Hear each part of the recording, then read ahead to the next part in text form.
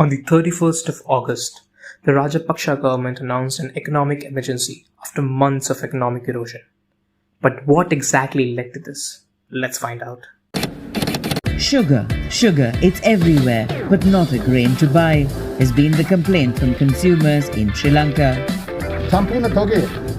These stocks will be made available to the public. We distribute it through government retailers at an affordable price. It's very difficult. I usually buy 3 kilos of sugar and lentils, which lasts me 1 month. But now they're only giving us 1 kilo at a time, and I can't stretch it. But before we start, let's first look at how the Sri Lankan government gets elected, which I feel is really important to understand here. So Sri Lanka has a semi-presidential form of government, where the president is elected directly by the people through the contingent voting system. On the screen here, you can see how the contingent voting system works. A additional note for the contingent voting system picture: after all below 2 are removed, their votes are actually distributed among the top 2. And the president then appoints the prime minister and the cabinet. But the appointment of prime minister is mainly based on the party which has 2/3 majority in the parliament. Now, another thing to understand here is that there are a total of 225 seats in the parliament, out of which 196 are elected directly by the people, and the rest 29 are selected based on each party's total vote share. This provides for the unelected candidates to go to the parliament. And let me tell you something. This government is currently run by one single family, the Rajapaksas, with both the president and prime minister being the brothers Gotabaya and Mahinda Rajapaksa, and the finance ministry being handled by their brother Basil Rajapaksa. Now that we have become aware of the people in charge, by the way, how they came into power is a topic for another video, the drama, let's head to what exactly led to this crisis. In the months approaching to the declaration of the economic crisis, Sri Lanka's forex reserves went down from USD 7.5 billion in 2019 to mere USD 2.8 billion in July this year, while the Sri Lankan rupee kept depreciating at a fast pace and went down by 7.5% this year.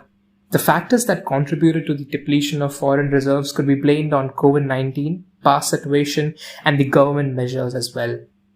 The tourism industry of Sri Lanka contributes roughly 5 to 10% to the GDP of the country and brings a good chunk of foreign cash, but due to COVID-19, the industry contracted to just 4% of what it was before the pandemic.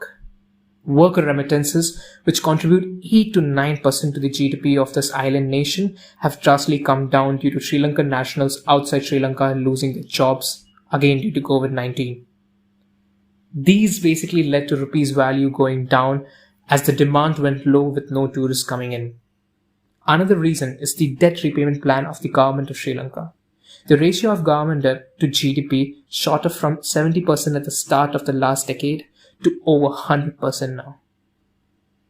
Now, another thing to understand here is that only 10% of Sri Lanka's total debt is related to China. Most of the debt, around 47% of the total debt, is actually due to market borrowings, which is basically due to international sovereign funds that were issued by the government, majority of which are expiring in the next 5 years. And now, with the international rating agencies downgrading Sri Lanka's sovereign rating to negative or under review, there is a fear in the market regarding the government defaulting on repayment of these upcoming debts. Export of popular items from Sri Lanka like tea, rubber and garments have also come down. In the run-up to the declaration of the crisis, due to growing debt and falling foreign exchange reserves, the government started to ban import of goods like cars and even country's staple spice, turmeric. All this to not let foreign cash go out.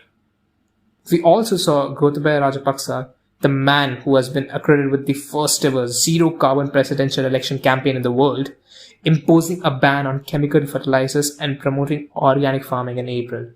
Now, there are no official estimates yet, but farmers didn't like this move, and tea producers expect a 50% decrease in the production. The ban was allegedly implemented to save up on the USD 400 million worth import. But we now see the government talking about importing organic fertilizer to distribute it to the farmers as well, which kind of has upset the farmers. But even after all these measures, the situation kept worsening. Prices of staple commodities like rice and sugar kept going higher. And then, on the 31st of August 2021, the Rajapaksa government announced emergency regulations under the Public Security Ordinance on the supply of essential goods. Under the emergency announcement, the government also announced the appointment of Major General MDSP Nuvenhela as the Commissioner General of Essential Services to coordinate the supply of paddy, rice, sugar, and other consumer goods that are essential to maintain the livelihood of people.